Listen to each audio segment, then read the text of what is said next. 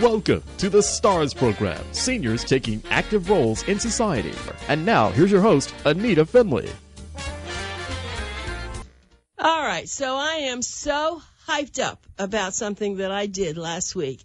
And Dean Webb is here to attest to what I'm going to talk about. The homecoming at Faith Farm. Oh, my goodness. Oh, yeah. Dean, I don't know. Every year I always say, how did you do this? But it gets better. Yeah, it does. We've been very fortunate. I mean, we've had great speakers and students who have recovered their life have come back to talk about it and been successful once they left Faith Farm. So it's really cool. Yeah, and they all come back. And you said they come from far away. From all over, yeah. It was funny. I had a guy come up to me. I was watching the softball game, and that's the big deal, the round robin. And you remember I mentioned at homecoming that Lewis, the director, I'm not going to bring it back from Lauderdale because we're going to win it again. Well, when I was driving out on the golf cart to the mound to give it to the Boynton team that won 20-5, I said, Lewis, this is why you always bring the trophy back again, because we represent it to whomever wins. Yeah, that was great. But yeah, that was a great homecoming. Yeah, we have people. It's funny. You met Miriam. Oh, I did meet Miriam. She drove down from Jacksonville. Now that's only 4.5 hours, but still, tell everybody about her turned because around. That was so sweet. Miriam came through the program several years ago, and she had been so sexually abused by her father, her uncle, her brothers. When she went to bed, she slept in 2 or 3 layers of clothes and combat boots. We couldn't even get her to get dressed for bed. She was so terrified of being molested. But she had gotten on drugs because of all this. Is that why she wound up there most with you? people medicate drugs or alcohol to try and forget whatever's going on in their life. And so anyway, she was working at a place in Jacksonville, and she was close enough that she could drive down, 4.5-hour drive down there. So, yeah, we've had people drive in from Buffalo, New York, Coeur d'Alene, Iowa, Idaho. We had a lady whose sister was in the women's program there, flew in from South America once to be with her at the homecoming. So we have them come all, really from all over. And that's why we do the shout outs, the video things, because we'll put them on Facebook. So people who couldn't, schedule wise or distance or expense, couldn't afford to come back. It's like swallows coming back to Capistrano. Yeah. If all 30,000 came, we'd be swamped. We only prepare 1,000 barbecue meals. Well, we figure it out. But wait, I want to go back to Miriam. When she came up and talked to me, she was so thrilled. Were you there when she told Cindy that she just got her own apartment the first time in her life? And so she's still there in the program. Nope, she's in Jacksonville. She's got a job and got an apartment and everything. Oh, so she came back. Yeah, because her life was changed at Faith Farm. That's why they come back. They just come back to celebrate their sobriety and their being clean from drugs and alcohol and their life change physically, spiritually, however, and. But let's then go to the speakers. I don't know how you choose these speakers. Each one is better than the other, and they're rare. They're different. I mean, the first young woman. And so was she really Jewish? Oh, yeah. Sure. She's really Jewish. Oh, we have Jewish, Muslim. We don't discriminate on anybody who comes in. Now, we don't modify. We're fundamental Christians. We teach what we believe because we believe that's life change. But and they can receive it or not, but that's what we teach in our 9-10 month of courses. But yeah. Well, how did she find you? That never was said. How she was a stewardess. I did get that. Pan Am, yeah. And so I don't know. People find us through the internet, that's why we draw from all 50 states in the United States and 8 foreign countries. They find us on the internet, or they find us. She might have been in jail because. We have a lot of the people around here in the 3-county area know about us, and they'll refer somebody to us. We have 17 judges that mandate people come to Faith Farm instead of incarceration. A lot of people, we've talked a lot about the gene pool of addiction. So a lot of people have had fathers or uncles or whatever, and they know about us. And so when that nephew or whatever gets addicted, said, you need to go clean up at Faith Farm. So this woman, I forget her name now. I didn't bring that Miriam? with me. No, the woman from the stewardess who was the speaker. It's okay. But she really was fascinating. I Yeah. mean, and now where she wound up, I mean, see, a lot of it, the reason I'm pushing this is because here you have a lot of the students still there, still working through it. And then you have a lot of the people from home, they're there for homecoming, as you said. But each one has their own unique story. Oh, absolutely. Yeah. Everyone, I always say when I'm speaking to students that everybody walked a different path to get here. Every single person. And some overlap and some are similar, but everybody has a different, some people have catastrophic events that cause them to try and self-medicate with drugs and alcohol. Some have traumatic events like when they're young and their parents divorce and they feel like somehow they were part of it and the cause of it, and it's just disruptive to the family life. And a cohesive family, less than 1% of a family, anybody who sits and eats 7 meals a week at night with their family together ever get drug or alcohol addiction. Isn't that there are something? Statistics that if you have like 2 or 3 nights, it goes up. If you have 2 nights, it's fewer. If you don't eat together as a family, you have an 86% chance of either drug or alcohol addiction because of the incohesiveness of the family unit. And I have a personal theory. I think our society was totally disrupted by the microwave oven. No, I'm serious. No, wait. There was before the microwave. Wait, remember Swanson TV dinners? Right. That wasn't no microwave. You couldn't put that into a microwave. And I did that. But the microwave allowed people to come in, pop something in, and go. You don't have to sit down and eat as a family. Find out about your day or anything. Everybody's coming and going softball practice and whatever. And nobody sits down as a family cohesive. And that lack of family cohesiveness will eventually, when somebody else, when they experience something else in their life, and it could be just bullying in school, it could be peer pressure, it could be anything. When they experience something else, if they don't have that solidarity of that family cohesiveness, they're very susceptible to drug and alcohol addiction. Well, let's though, and I'm sure there's so much of that because you see that, but let's really go back to the speaker, the second speaker.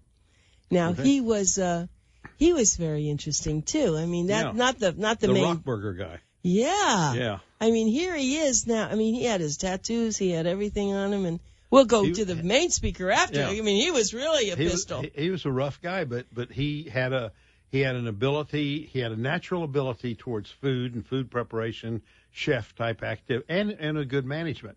So that's why when he came to Boca with Rockburgers, they put him in charge. He had 30 people working for him, and now somebody else has opened a restaurant, heard about him, and in a couple months he's moving to another restaurant. But, Dean, I had heard that when you've had an addiction, it's better to stay out of restaurants where there's alcohol all around you. So how has he managed that? Because once you get the deal in your personal life with the issues that got you to the addictive process, you've dealt with them. If they're still lingering around, if there's still any temptation or stuff, you can be tempted. But people that have dealt with the deep issues of forgiveness and all those things that we deal with in our 10-month program, they're usually fine. Yeah. Well, he certainly is fine. He's doing a lot of good, and I also hope everyone who's listening, I always say, if you're someone that went to Faith Farm, if you know about Faith Farm, write a check. We got to have some checks here. It's one thing to go and deliver your furniture and that you don't want anymore, to pick up furniture, but they need money, especially with Hurricane Irma and what it did to you. We need to write checks. We're still digging out on that one. Right. Yeah, a lot of people, like I had a guy, for example, an executive, I said, you know about us. You know that we're a life change agent for thousands of people, and you've got money and you own multiple airplanes. Why have you never given to Faith Farm? So? He said, well, I do. The other day I called and had a truck come pick up 15 of my $1,700 Gucci suits that I don't wear anymore. Right. So I do give to Faith Farm. Yeah, right. Well, that's what he's saying is a true statement. The problem is we also got to have cash, And so that's people that give to us and call and have a truck come in, box truck, pick up their donated items. like when they buy a new living room suit and they give us our old stuff, and we're so grateful that when we put those in our thrift store, that's how we monetize our ministry. But we still have to have cash, and people think if they give something else, they don't have to give that. So that's a tough one. Yeah. Well, I'm going to get personal on our show today because in our studio we have my wonderful grandchildren, Lord Peeney and his wife Melissa, and they, of course, knew my mother very well. And I'm saying this because I don't think I told them that when we moved, I had this piano up on the second floor that was my mother's, that we had bought for her. She had it, and she was a very nice piano player. And I didn't know what I was going to do with it. And so you had your staff come, and they took it from the second floor, which was not easy. They took it down, and then you put it in the chapel, in right? the fellowship hall behind Fellowship the chapel. Hall, and you put I put a brass plaque. I know, in honor of my mother, so I wanted them to hear that. It was special. I wanted to do the same thing if it was my mom. Yeah, I know. So that was very special for us to do that. So, but let's go on now with the keynote speaker. Oh my goodness. I was jumping up and down. Everybody was. He is talent. Yeah, he really is. As a youth pastor for 25 years, he has to relate to young people, young minds and stuff, and he does a great. I'd never heard him speak. I went on YouTube and saw the way I was. Our main speaker was the founder of Christ Fellowship, Tom Mullins, and he's known all over the world. And I've been waiting for years to get him to come, and the last minute he got called away for a special thing in Israel and for the president, and so they substituted this guy. So I was nervous because anytime somebody says, "Well, I can't come," but here's one of my associate pastors. Right. So I went on YouTube, looked it up, and of course, thankfully, there were a lot of different areas that he'd spoken in, and I thought he was electric. I thought he was fantastic. So when he jumped up on the stage, Cindy and I know we're looking at each other. Cindy is Dean's wife. Tattoos all over, colored tattoos, and he wore pants that were skin tight. And I said, "Oh, this is going to be interesting." Well, skin tight burgundy pants with I know it with about slippers 4 inches too short. Yeah, and his shoes. I know. I said, "Okay, I'm sure if Dean has him, it's going to be great." But electrifying, and I think we said this, that because the people he deals with are the young people. Yeah. He told stories that we all could relate to so easily.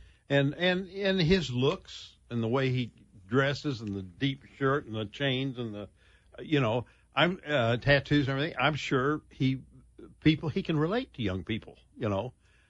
When his wife looked so plain and simple. I don't know. She was sitting there, but it was beautiful. Yeah, I watched his wife Teresa, and she was just sitting there like goo-goo eyes at him speaking. I saw that you too. could tell that. Yeah, I was just. But I think that he got in front of everybody, and everyone just stood up and clapped and yelled, and because he said there are few things he said that were very important. You are the best. You are it. Don't let anybody else tell you. You're here for a purpose. I mean, I've been thinking a lot about what he said. He really hit it. He was a real philosopher. Yeah, absolutely. Very few people, see, when you've been mired down in drug and alcohol addiction, most of the people have just totally abandoned their self-esteem. I mean, they just, they feel guilty, they feel dirty, they feel useless, worthless, whatever. And we try and pound in their heads that every individual, God says he created us in his image. And every individual has a purpose, I believe, on life. Now, I'm not saying we all do our purpose, but I think everybody has one. And I think it behooves each one of us to find out what that is. And I believe that if you find your purpose and you're doing what you're made to do and you love to do, you don't ever work a day in your life. That's like I don't ever go to work. I feel the love same to get way. up. That's right. You and I and are you like, do too. I know. This ain't work. I mean, it's our job. Of course. It's not like, of course. I've got to go to work today. Well, of course, you have for people that haven't listened before, I hope they have, but I mean, you come from, quite a background of a lot of things, being a captain in the Navy and having a big, a position with the financial institutions. So your doing this was like, I know you said when you first were asked to come down, you thought, why am I going to come down to Florida and do this? But they got you. They took that and wrapped it around your neck, and you You are so good, and they love you. I see what they say. They come up. I was standing around, and they come up, and they say, Mr. Webb or Dean, oh, you know, I'm almost graduating, and I thank you, and whatever you've done, and you're great. Dean, before we go, wait, I got to tell everybody. I always forget. Okay, everybody, this is your big day now. You got to write this down. You know, this is Pencil Talk Radio. We're talking about faithfarm.org. Go to faithfarm.org. You'll see Dean. You'll see his wonderful YouTubes. You'll see everything going on there. And please write a check or do something. If you can't write a check, then, you know, go and volunteer. I know you do like volunteers there, too. Yeah, and we have a secure way. They can just go right on. A lot of my donations, when I'm in such a hurry, I just hit the donate button, and I'll just use my credit card because it's a very secure place to donate, and it's easy. So yeah, so there's a lot to it. And, of course, they have 3 locations, one in where we've been talking about the one where they have the homecoming and Boynton Beach, and then one in Okeechobee, and then in Fort Lauderdale. But I just want to talk about something else, too. I met the man from Okeechobee. Okay. Rick. I met him, and he showed me all the farming. He showed me that was Lee, the assistant director. The hyper, you know, I love the hyper, let's see, You started the word, I thought you were going to say hypoallergenic hydroponics. Yeah, hydroponics. I love that. And he said to come out there, and he actually said I could even spend the night there and spend time and watch. You have a little place there, a little retreat. I want to see that. I want to pet the cows. I want to do all the things you have out there. I mean, I love that place, and I don't even know it yet. Yeah, and Lee he's got a passion for hydroponics. He really wants to. He eventually envisions growing enough organic hydroponic vegetables to feed all 3 farms, and we do. That would be huge because we prepare 500,000 meals a year. That's a lot of feeding.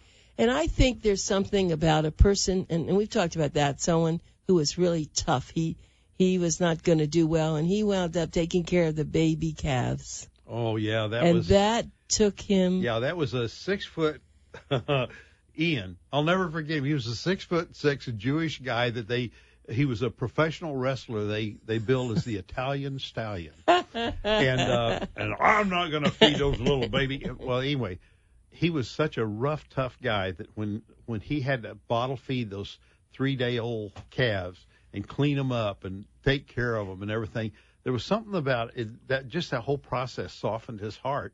And he still, when he's in town, he comes back to graduations at Okeechobee because every now and then at graduation I'll see him up there.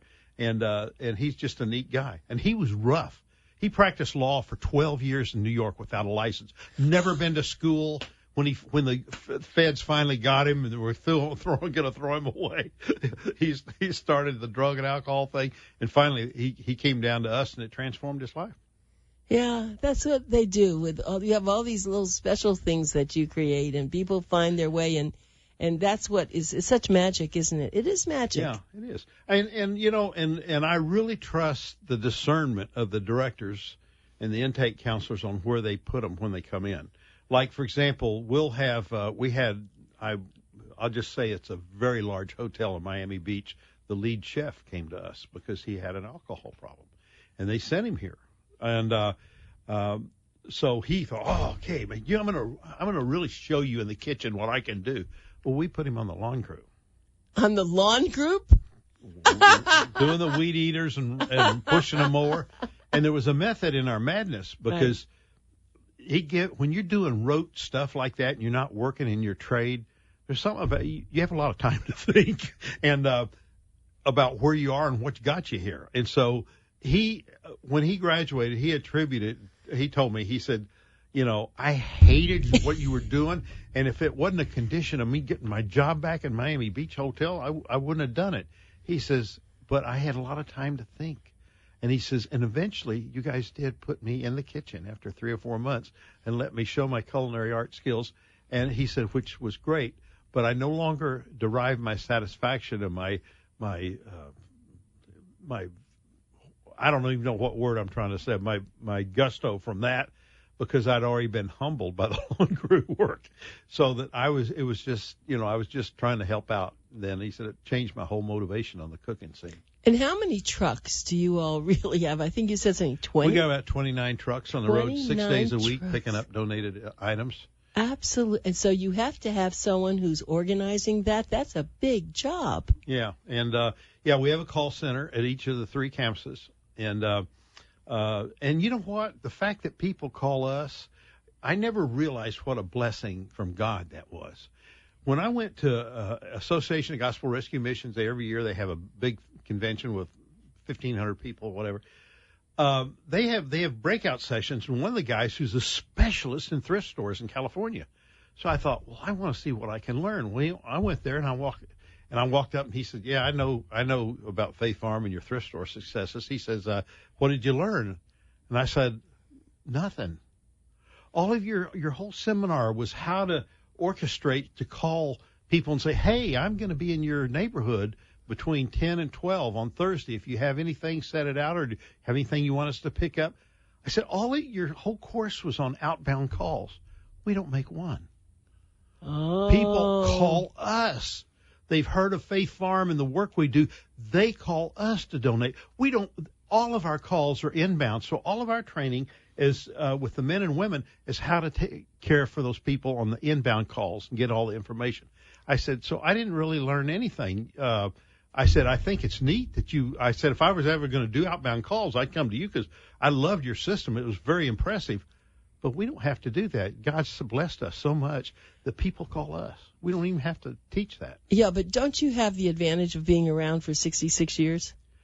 Yeah, after a period of time, people do know about us, and somebody moves in a neighborhood and says, I'm thinking about a garage sale. Oh, man, don't go that trouble. Just call Faith Farm. They'll pick it up for free, and you're donating. You'll get a tax deduction for what you give, And actually, you have people, though, who come in as students, and how do they know how to fix things? I mean, maybe they were accountants or something else. They fix computers, they fix cars. Well, we use them on their skills. The guys that work on our TVs and computers that are donated, that we, fix them up to put them in the thrift store, they've done that before. We do that. So, we use like, for example, we had 2 upstairs apartments that we needed to have retiled. So we bought the tile and we waited for 6 months, I think it was. It was just a guest apartment. We weren't using it every day. Waited for 6 months till a guy came in. The intake guy calls us. I got a guy who does tile. That's what his job is. So we did use him the first 2 weeks to tile that apartment, so it was useful. Then we put him on the lawn. Right. No, but that's right. You have. I could imagine if you made a list of all the professions, occupations that these people did, it would be interesting, wouldn't it? Oh yeah. The guy I pointed out. Yes. The big bald head, the 6'6" guy. Yes. He worked for the mafia in New Jersey.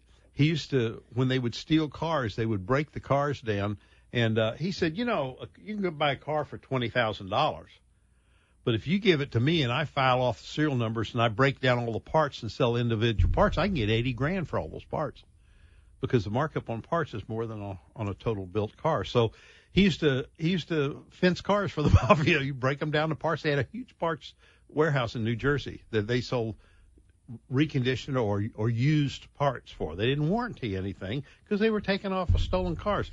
But that's what that guy did, and his life was. He now has a ministry in Lauderdale. He teaches young people, and he has Bible studies and stuff. The guy's life was totally transformed. He's married now.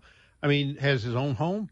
Everybody walking around Faith Farm at that homecoming, there's just a story, unbelievable story about the transformation of their life. Well, my guest is Dean Webb, and he's the CEO of, we call him so many things, of Faith Farm Ministries, and he's as positive a person as you'll ever get to meet, and most of the time he tells stories, tears flow from his eyes, and we have really had quite a wonderful relationship with Boomer Times, and I feel such a privilege to be able to go and to see these events. I know the things that I really have been, very impressive, of course, are the graduations. Yeah, we have one coming up this Sunday in Boynton. And they stand there and they pour out their heart about I mean, it's hard for someone to say, well, I was, especially women, I was in the streets, I was a prostitute, I did this, I did that, and now I'm okay. And that took a lot for that person because they had to get back their self-esteem. Yeah. And they know that they're not a bad person, but they're a person. And now, in the case of women, we do have Dr. Neer, one of our board members, that screens the women's testimonies, their graduation speeches, and asks who's going to be in the audience. Because, like, if they've had a young child or something, we don't allow them to tell the part about their prostitution. I see. Stuff if the grandmother or mother's not, we'll modify that so Sure. it's not untrue. It's true. We just tone it down for them to describe, and they'll kind of skip over the details. But usually they'll, if that's not the case, they'll tell unbelievable details about their life because they want to show they were down here and they're going to graduate up here. Their life change. And after they graduate, do any of them really come back having the same things happen? The women. I know the men do.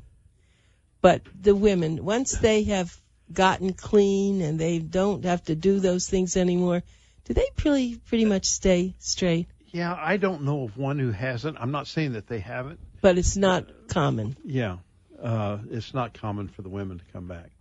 The men always, the biggest problem we have with the men is after they've been there 2 or 3 months, they go, man, I feel better than I felt in 10 years. And why would I hang around for 10 months? So, Dean, you've had your say. That's it. Thank you. We've run out of time. You're wonderful. Well, I want to thank you publicly for your support. Oh, I as always a supporter support on the program. Always support you. So far. Thank you so much. Thank you.